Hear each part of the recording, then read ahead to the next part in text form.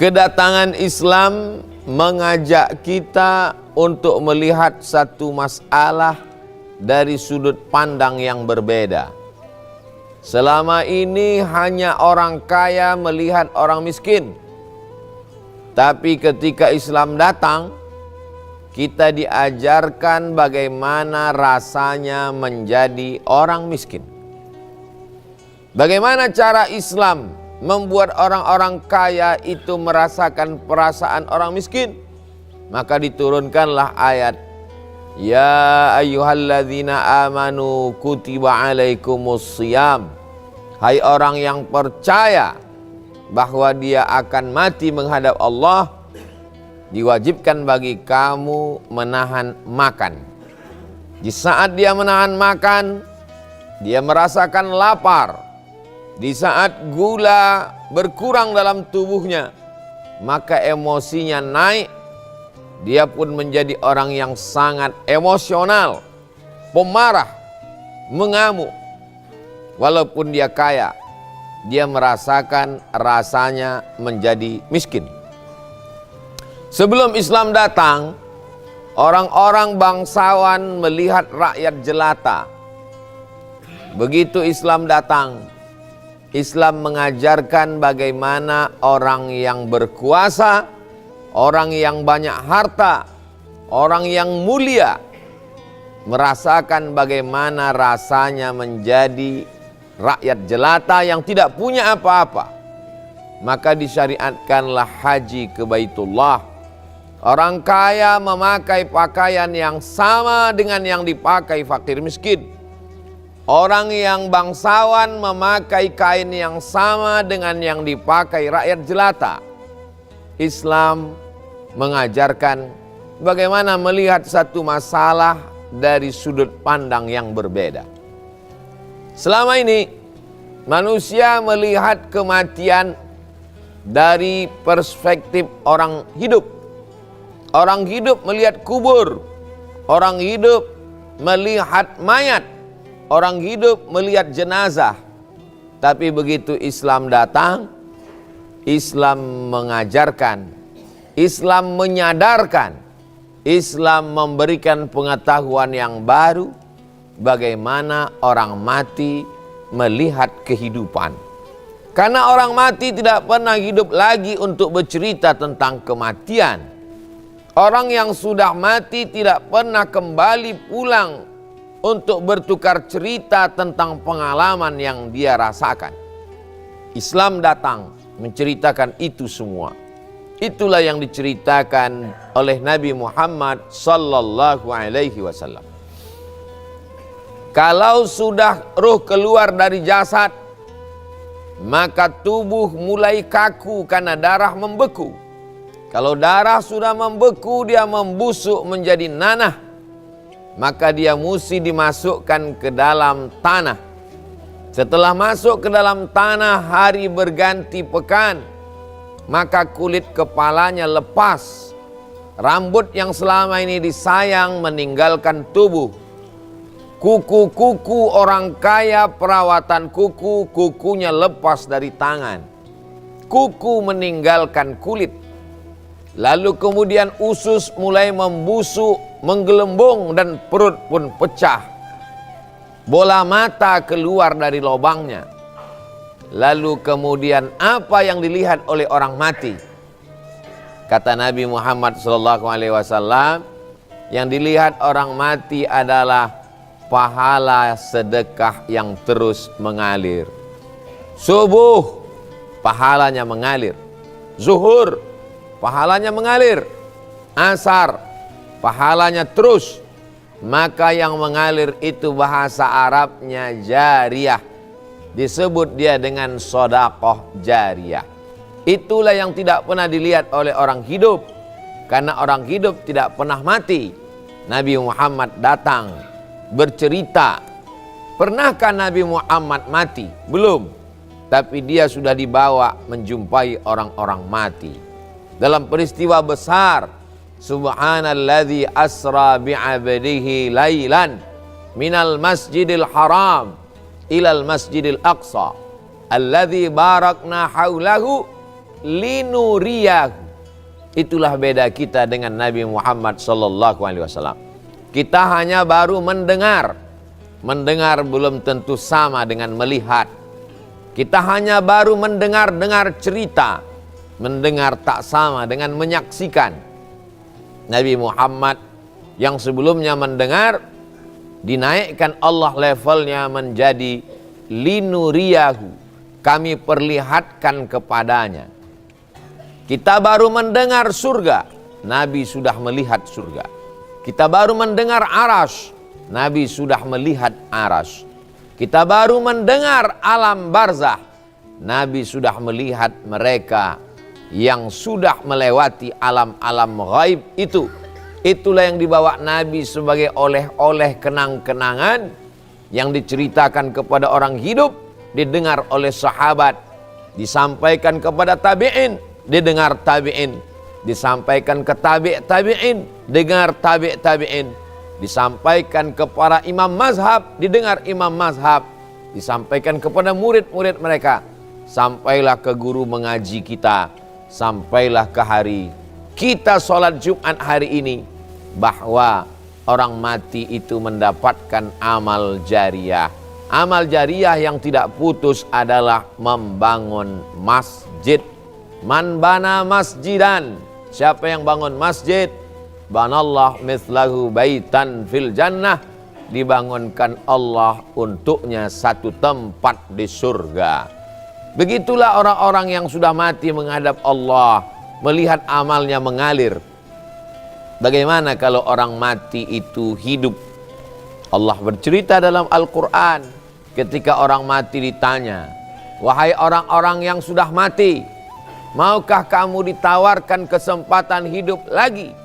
Semua orang mati berkata, laula akhartani ila ajalin qarib, berikanlah aku hidup walaupun sebentar saja ya Allah. Kalau kau beri kau hidup 1 detik, apa yang kau lakukan? Orang mati menjawab, fa'as-saddaqa, aku mau bersedekah. Mereka tak ada mengatakan aku mau mati syahid. Mereka tak ada mengatakan aku mau haji dan umrah. Mereka tak ada mengatakan aku mau beramal soleh yang lain. Mereka khususkan pada fa'as-saddaqa, aku mau bersedekah. Ulama menafsirkan ayat ini. Ada puasa, ada jihad, ada zikir, ada baca Quran. Kenapa orang mati memilih sedekah? Karena sedekah yang amalnya dilihat ketika masih di alam kubur. Amal yang lain nanti dilihat. Tapi sedekah sudah mengalir ketika masuk ke liang lahat. Itulah mengapa mereka minta sedekah. Bayangkan yang meninggal 100 tahun yang lalu, kiamat belum juga tiba. Bayangkan kalau kiamat masih 1000 tahun lagi, berarti di alam kubur 1100 tahun. Apa yang bisa menolong? Anak tidak bisa membantu. Istri akan menikah dengan orang lain. Suami akan diambil orang. Rumah akan dijual dibagi ke ahli waris. Yang bisa menolong hanyalah wakaf untuk masjid, infak, sedekah. Wakaf barang benda yang tidak boleh hilang. Wakaf tanah, wakaf semen, wakaf batu bata, wakaf kerikil. Andai ada pemugaran masjid, benda itu tetap dijadikan sebagai benda yang tidak hilang. Kalau hilang dia disebut dengan infak. Kalau hanya sekedar sedekah, maka menolong orang mengangkatkan barang yang berat pun sudah dianggap sedekah. Karena sedekah tulang belulang adalah menolong meringankan beban orang lain. Bahkan senyum pun disebut dengan sedekah. Tabassumika fi wajhi akhika sedekah.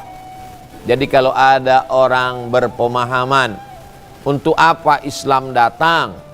Islam datang untuk menceritakan yang tak dapat diceritakan orang, untuk menyebutkan yang tak dapat disebutkan manusia, untuk meriwayatkan sesuatu yang belum pernah dilihat mata. Islam datang dari Allah Subhanahu wa ta'ala, bukan akal-akalan manusia, supaya yang hidup berpikir apa yang akan dia jalani sesudah kematian. Siapa orang yang paling cerdas? Al-Qayyis, orang yang cerdas. Mandana nafsahu, dia tekan hawa nafsunya. Nafsu makan tidak terlalu berlebihan, dia agak tahan-tahan demi bisa berwakaf supaya dapat amal jariah. Nafsu membeli kendaraan, nafsu merehab rumah, nafsu memberi pakaian. Nafsu-nafsu ini mengurangi amal jariah. Tapi orang yang cerdas, nafsunya dia tekan. Wa amila lima ba'dal maut, karena yang dia pikirkan, apa yang akan kubawa setelah nanti aku mati menghadap Allah Subhanahu wa ta'ala. Berapa banyak orang-orang kaya yang ada di Panipahan pada masa penjajahan Belanda? Mana mereka sekarang? Mereka sudah meninggal dunia. Yang pelit, yang bakhil mati, yang dermawan, yang mewakafkan tanahnya, yang membangun masjid meninggal. Semua meninggalkan dunia yang fana. Apa bedanya? Yang bakhil, yang pelit, terputuslah amalnya. Yang dermawan, yang mewakafkan tanah, yang membangun masjid, satu hari 5 kali mengalir pahala. Ramadan i'tikaf, tarawih, munajat.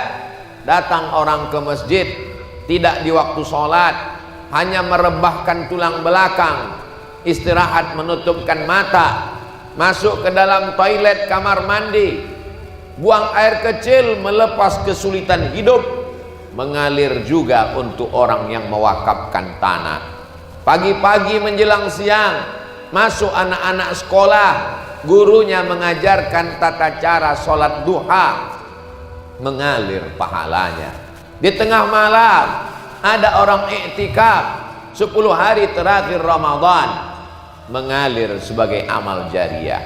Beruntungnya mereka dulu yang pernah hidup di Panipahan, dititipkan Allah setetes rezeki dunia, dimanfaatkannya untuk menolong agama Allah. Betapa ruginya orang-orang dulu yang pernah hidup di Panipahan, mendapatkan setetes daki dunia, lalu dia larut, lupa, lalai, akhirnya mati menghadap Allah dan hidup tak dapat terulang kembali. Nabi menceritakan supaya keledai dungu tak masuk ke lubang yang sama 2 kali.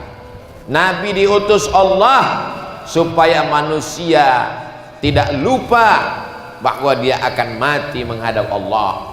Faman kana yarju liqa'a rabbih, siapa yang berharap akan menghadap Allah, bekalnya cuma 2. Falyamal amalan salihah, hendaklah dia beramal saleh, wala yusyrik biibadati rabbih ahada, dan dia tidak mempersekutukan Allah Subhanahu wa ta'ala. Bertauhid, tidak syirik, sudah bekal. Tapi bertauhid tanpa amal saleh, apa yang akan dibawa menghadap Allah Subhanahu wa ta'ala? Salat rajin, putus. Hatam Quran bolak-balik, berhenti. Jabatan, berakhir. Yang kekal abadi, amal jariah, sedekah jariah, sampai akhirnya hari kiamat. Ketika hari kiamat dunia hancur lebur, lalu kemudian manusia berada di panas terik padang mahsyar. Siapa yang mendapatkan payung? Siapa yang mendapatkan atap? Siapa yang mendapatkan tenda? Lagi-lagi Nabi mengatakan, kullu mri'in tahta zilli shadaqatihi, orang yang dapat naungan atap tenda perlindungan panas terik padang mahsyar, orang yang berwakaf, berinfak dan bersedekah. Kullu mri'in tahta zilli shadaqatihi, setiap manusia bernaung di bawah infaknya, di bawah wakafnya, di bawah sodakohnya. Di alam kubur ditolong wakaf, infak, sodakoh. Di alam padang mahsyar ditolong wakaf, infak, dan sodakoh. Bagaimana dengan timbangan amal? Fa amma man thaqulat mawazinuh fahuwa fi 'ishatir radiyah.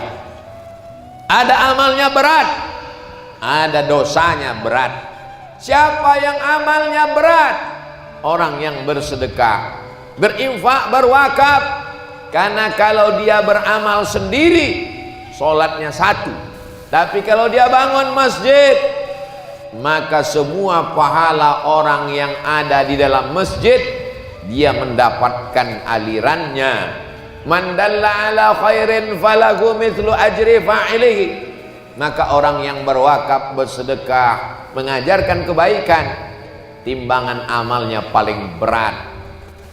Di alam barzah, alam kubur, selamat dari azab karena infak, wakaf, dan sedekah. Di padang mahsyar tidak mendapatkan panas terik karena infak, wakaf, dan sedekah. Pada saat amal ditimbang, orang berinfak, berwakaf, bersedekahlah yang paling berat. Dan ketika akan masuk ke dalam surga, ada satu pintu. Masuklah kamu dari pintu yang banyak. Ada satu pintu khusus bernama Babus Shadaqah.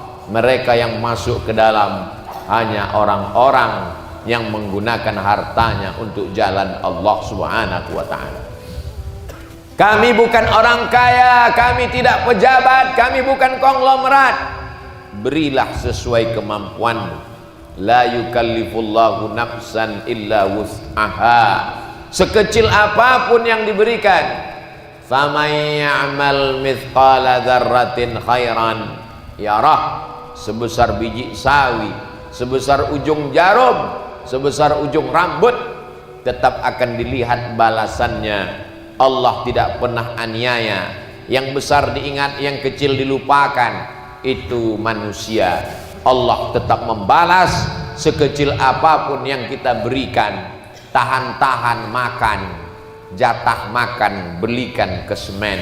Tahan-tahan selera beli baju baru, jatah baju baru belikan ke batu bata. Tahan-tahan untuk buat rehab kendaraan, rumah yang lebih megah, lebih mewah. Yang budget untuk pribadi, pakaikan untuk menolong agama Allah. Intan surullah, kalau kau tolong agama Allah, kau tolong rumah Allah, yansurkum, Allah akan menolong kamu. Wa yuthabbit aqdamakum, Allah akan mengokohkan kakimu. Pada saat anakmu lari, pada saat istri suami tidak lagi memperdulikan pasangan, pada saat harta benda ditinggalkan, satu-satu yang setia menolong hanyalah wakaf, infak, dan sedekah. Silakan menjadi orang yang pelit. Orang-orang pelit juga mati. Silakan menjadi orang yang menumpuk harta karena tamak. Orang-orang yang menumpuk harta juga mati dan hartanya diambil oleh ahli waris. Kalau sempat mendidik anak menjadi anak soleh, dia akan salurkan ke masjid berdoa di tengah malam, Rabbi firli wali walidayya warhamhuma kama rabbayani shaghira. Tapi kalau tidak, dunia hanya tempat persinggahan penyesalan sampai ke akhir masa. Hidup ini singkat, tapi resiko yang akan diterima khalidina fiha abada.